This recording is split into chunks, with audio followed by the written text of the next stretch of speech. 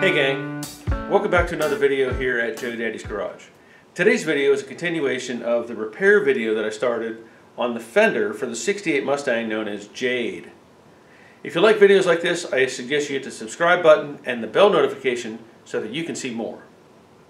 Now in the first video, I did some repair work where there was a crack here on the inner flange. There was also a deformation further back that I straightened out. And all of that had to deal with an impact that was on the front of the car. This nose section here was pretty beat up. If you haven't seen the video, I suggest you go back to that one and review it so you see what was going on. In this video, I want to address this front corner, and I'll show you more of the problem here in just a minute. The issue is this metal was wrinkled up, it was pushed out of shape, and somebody sort of straightened it out. If you'll notice, I've already drilled off the inner structure that holds the headlight bucket area, and the plan is to make a patch to fix this area up here. Let me give you a closer look. As you can see, this is all kind of out of shape. It looks like they tried to weld it. There's some weld on this side over here. They ground on this so much that this piece here, this flange, is actually worn all the way through the edge. So a lot of this is unusable. I did want to show that the headlight bucket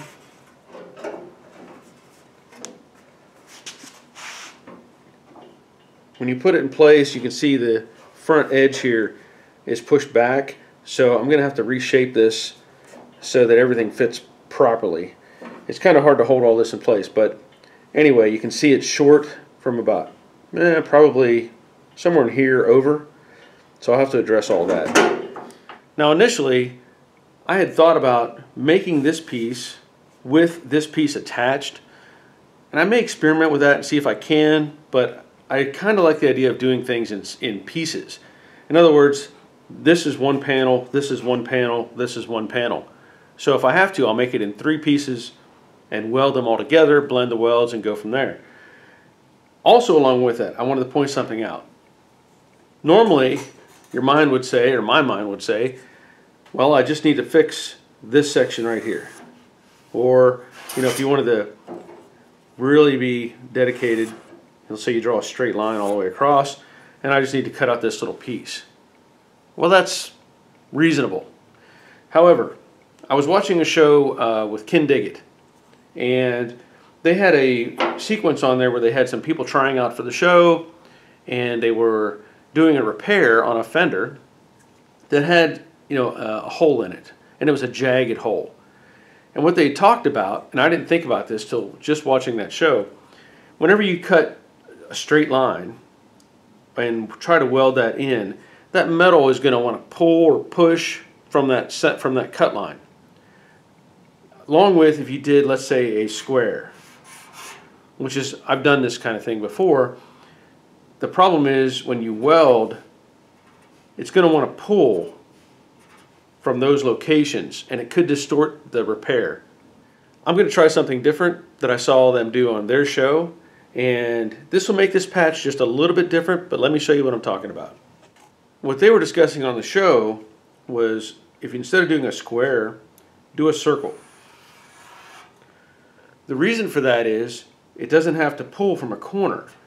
It's going to pull equally as you tack weld it in.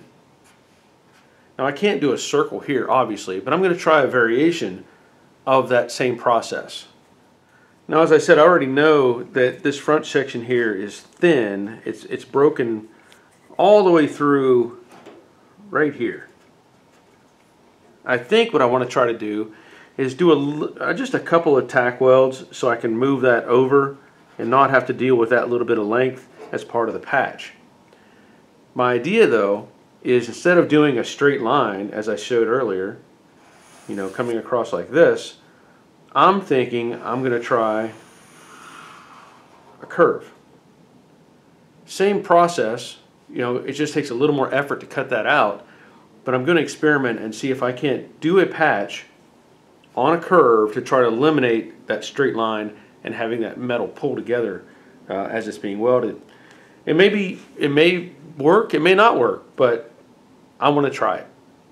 Now as I said, I'm just going to put a couple little tack welds to support this front section.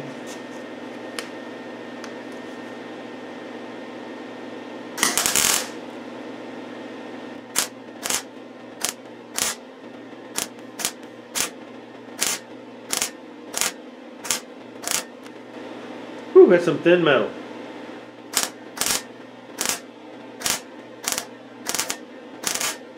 Alright, I'm going to blend that down. We'll have another look at the patch idea.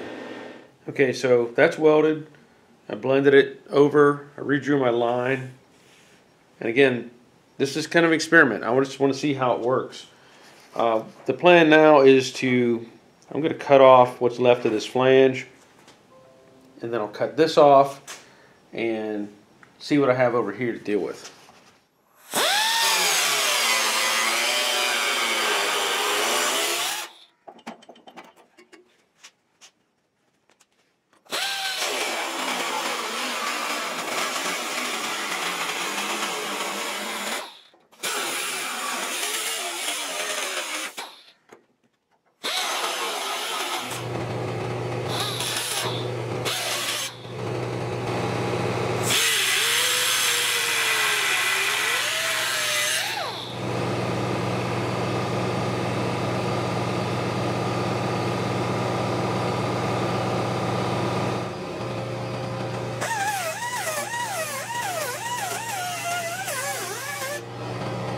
You can probably tell there was a whole bunch of weld on that edge. That's why that was so thick.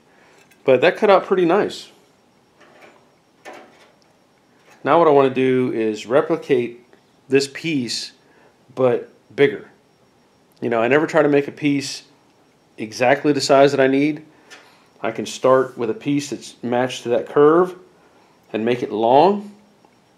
Then I can draw a reference line across the corner using my template and cut it off. And then I can work on this flange. Okay, I'm going to show you this. You know, this fender, the Mustang fender, it actually has a taper in the front where this piece came from. So I wanted a piece of metal, if I had it, that already had a taper built in. And I have this sacrificial panel. This is from a 71 to 74 Camaro, I guess, that a friend of mine gave to me because in shipping it got all bent out of shape. So it's a perfect piece to make a patch out of. Now this is showing a thickness of about 38 thousandths, somewhere in that range, and this panel is the same. So that's a good thing. So I'll cut a patch out of this. Since I'm experimenting anyway, and I have a lot of material that I can use as a, practice, I'm going to experiment a little bit. I mentioned that I did not want to make this flange onto the patch, but there's already a nice body line right there that may lend itself to doing just that. So I will try to make that patch. Now, of course, I'm not going to cut this to the exact size. I'll come back here to this corner and just do a oversize piece.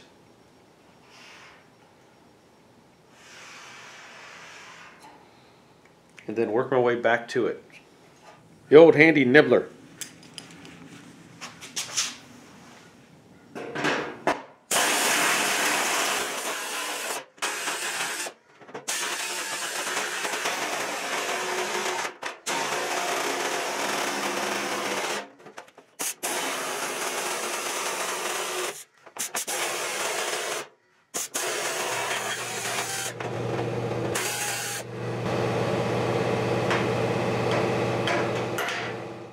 Now that I have that piece, oversized cut out, you can see that nice crisp line that may work, but I need to make it tighter.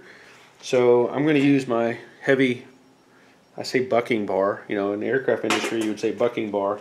You might say dolly, but we call it a bucking bar. Anyway, so I'm going to line up that existing flange and try to tap that down.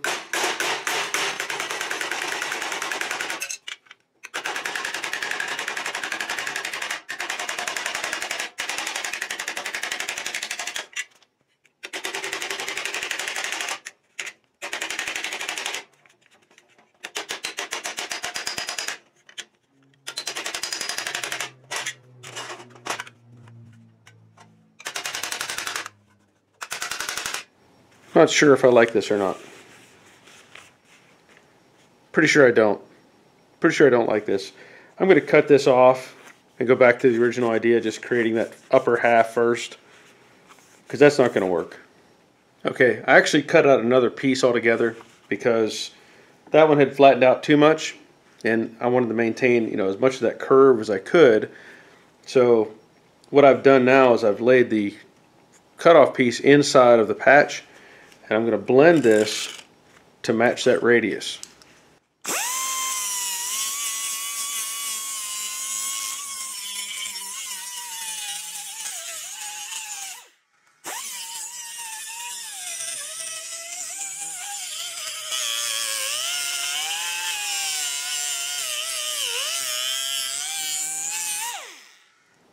So I have it trimmed.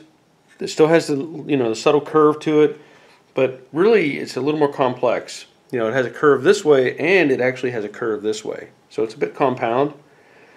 I don't want to just take this and hold it in place and start tacking. I think that would kind of cause more problems. So what I've done is I've indexed it, drawn a little line so that I know where my working point is whenever I was, you know, trimming it or sanding it. And I can see it's going to take a little bit of manipulation to get the shape to match, and that's okay. I mean, it's a complex area, and what I think I want to try to do is take a little piece of metal, and I'm going to clamp it underneath to make it try to follow this plane, and hopefully this works. I have not tried this before on such a, you know, kind of a compound curve, but we'll see what happens. I have a long pair of vice grips so I can clamp in here. So if I could try it a couple different ways. I could just clamp that on, line that up, and that actually feels fairly close. Maybe if I back this up just a little bit, so that I'm not fighting with that corner.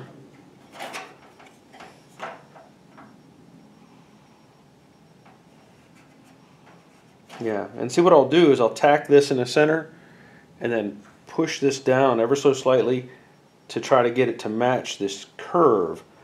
I'm not worried about it being dead perfect. I just want to, you know, get everything to where it's not that mashed up piece that was useless.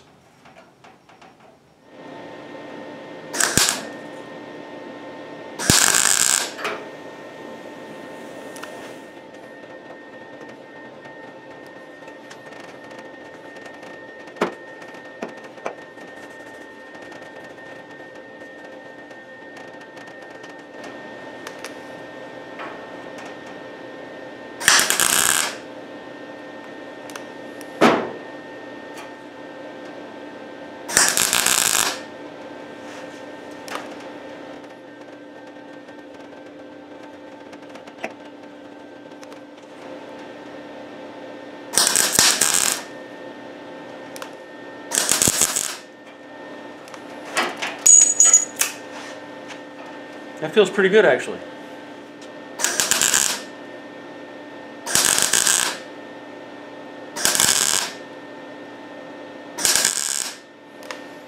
Okay, I'm going to leave that alone at the moment, but I want to get a straight line coming out this way and trim that off as best I can.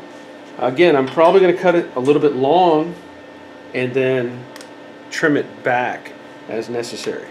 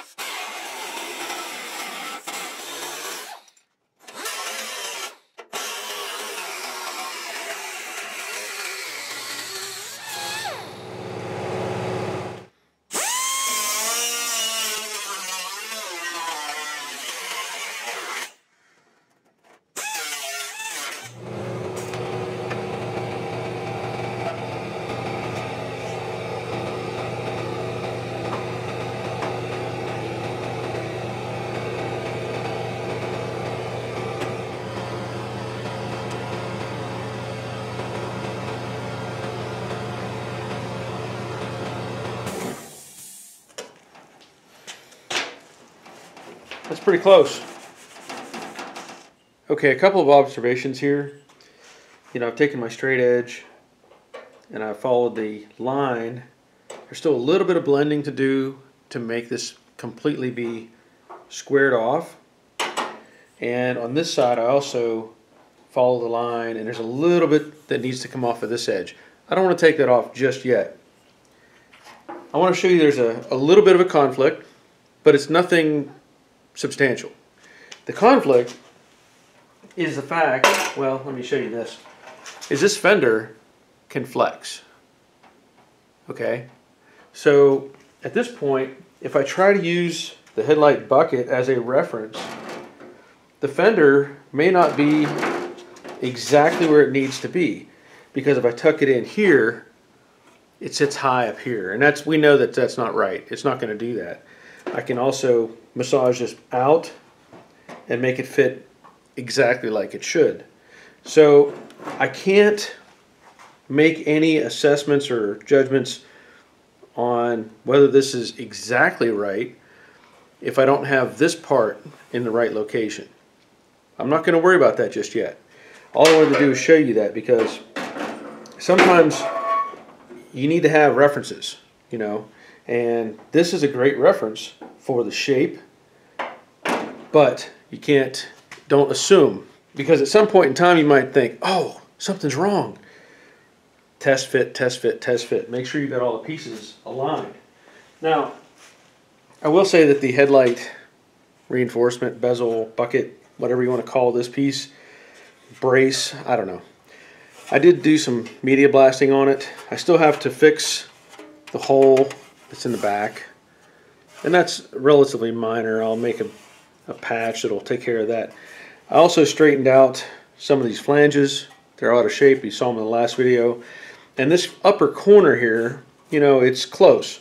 There could be some areas where it's off just a little bit because, you know, it had been hit up here. So what I could do is take this and clamp it up into place, but the difficulty is the flange is behind. So I'd have to come up with like Clecos and pin this in place if I wanted to use it as a reference. But it also helps me understand that the fender can flex. At this point though, things are looking pretty good. I think what I want to do, and I can show you on this side over here, I think what I need to address is this front section of the fender. Again, it was hit. So when this metal moved, it kind of flexed down, and what it's doing is this line kind of makes the metal drop right now. And I don't know if you can see that very well. I looked at the other fender, the original fender on the driver's side, and this is a little bit flatter. Not much, but it is. The problem is, being that this is so bent, I think I'm further ahead if I cut it off and just hand make this piece again out of some material and just try to replicate it as best I can, and then I can straighten out that line. If I try to save this piece and I took a hammer and I hit this, this is going to want to pucker out right here, and there's nowhere for it to go. Plus it's really distorted. I'll feel better if I just cut that off and make a new piece. So now you can see maybe a little better how distorted this thing was, and I'm better off cutting this off. So what I have done is created a flange, and again, this is much bigger than it needs to be, but that's okay. As I've said, you trim it down to the shape that you need. So I'll trace this out and make a cut and then trim it down so it'll fit into this opening. Here's where I'm at. I took my template again and I set it on top, and I am very happy with the angles. I think that's appropriate. If I take the other template that I made and put it on there, it follows very nicely. So I feel like that is really, really close. So again, I took this as a guide and I made a new piece. It's a little bit long, but the idea is I followed this curve that is already built into this you know, the shape of the fender. And so I'll put this in place, and I'm just going to make sure that it's flowing like it should. In other words, this piece right here, because it has to follow the fender as well. And I think it's really close.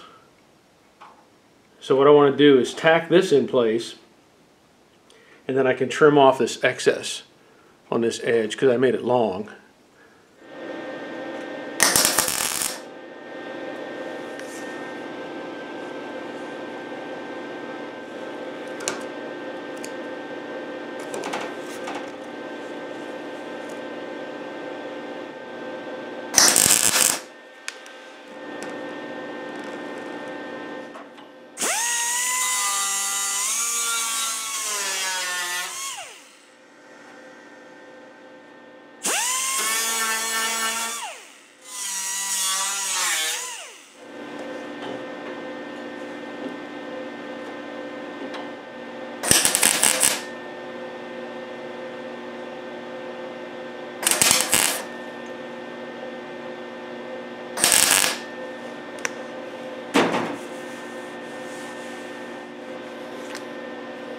Okay, that looks pretty close to me. And I will point out that if you go to the driver's side fender, this part of the fender is a little bit wider on this one. So there is some difference between these. You can actually see how wide this flange is and how wide this one is. There is a difference. But that's just stamping, that's just tooling. So what I want to do is kind of replicate this front piece. If you look at it, it comes across, goes up, comes across, goes up, and comes across again. And I'll point out this fender actually has a little bit of damage as well. I think I need to open that up and probably put in a little bit of welds to make it solid. But otherwise, I'm going to try to replicate that shape so that I can put it over here. To make it easy, this is the piece that I cut off, and I just flattened all this out. I can lay that on top, make a tracing, and cut this out.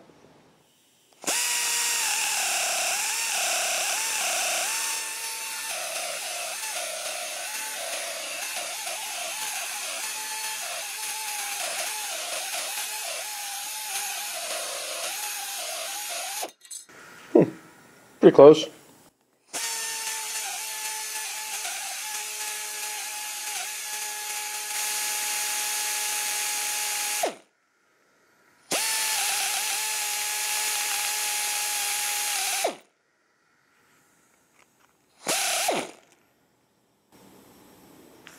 That'll be okay.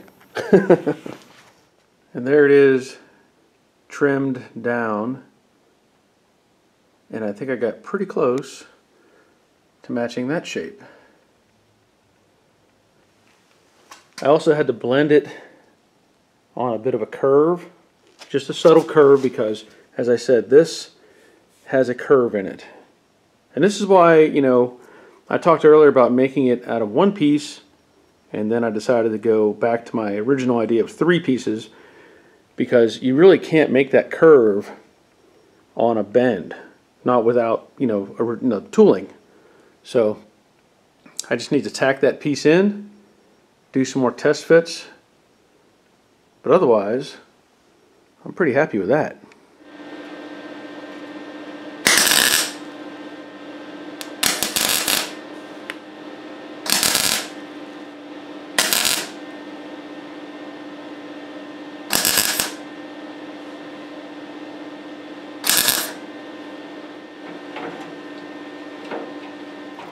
I'll have to make this hole a little bit bigger. I just drilled a pilot hole, but in this piece, it was more slotted, so I'll have to open that up.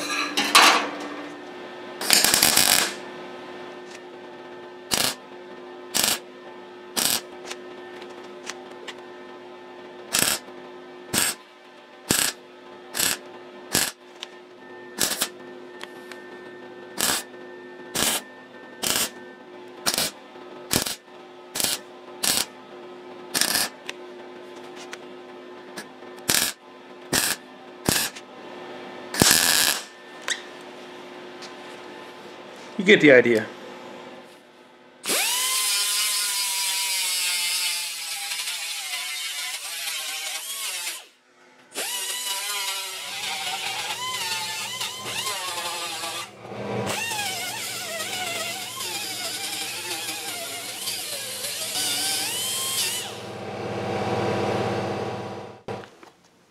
And there it is after welding and blending. I will point out there's a minor dip right here. Very minor. It for some reason it just sucked in a little bit right there, but it's not worth fighting. That'll be, you know, taken care of with filler. It's still going to take some filler to dress it up, I know that, but much, much better.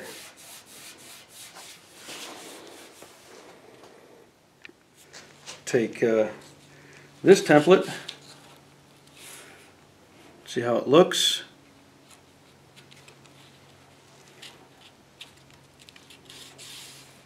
That's really close. And try the other one. Set it on. Again, really, really close. Now, I can't say this is cut exact, or I already know there's like a little high spot right there, which is going to offset it a little bit. But boy, that's so close. Much, much better than what it was before. Now again, this is not fully mocked up. I'm just showing you this because now I've got a great upper line. You know, I have to kind of hold it together because there's not enough bracing underneath, but much, much better. Yeah, this is going to work out great. Okay, that'll be the end of this segment. You know, I covered a lot of ground here showing you how to fit things, why I approach the repair the way I did instead of trying to do one piece, you know, breaking it down into 3 individual pieces. I think the extension or bucket actually fits pretty close. It'll be better once I get the bracing back in, which leads me to what will be the next video. I plan to do a repair video on this piece, and also, you know, I might do some de-rusting on it yet. I'm not sure. You know, I've got some rust converter that I'll use to clean it up, and also I want to get it back into the fender where it belongs. Once I do that, we'll be moving right along to the next segment, which will have to deal with some of the dents, probably getting it in epoxy, those sort of things.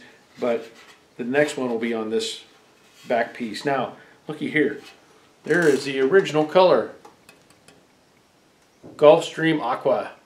So, now you know for sure what the color was and what it's going back to. At this point, I want to thank you for watching. Thank you for subscribing. If you would, leave a comment, hit the thumbs up button, and by all means, until next time, take care of yourselves. See ya.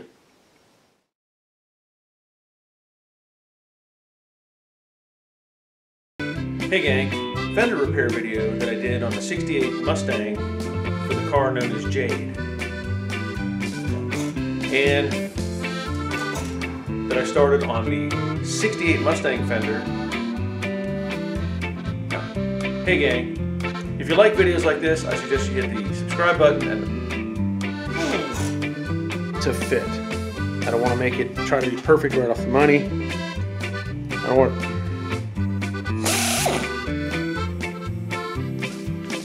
That'll be okay.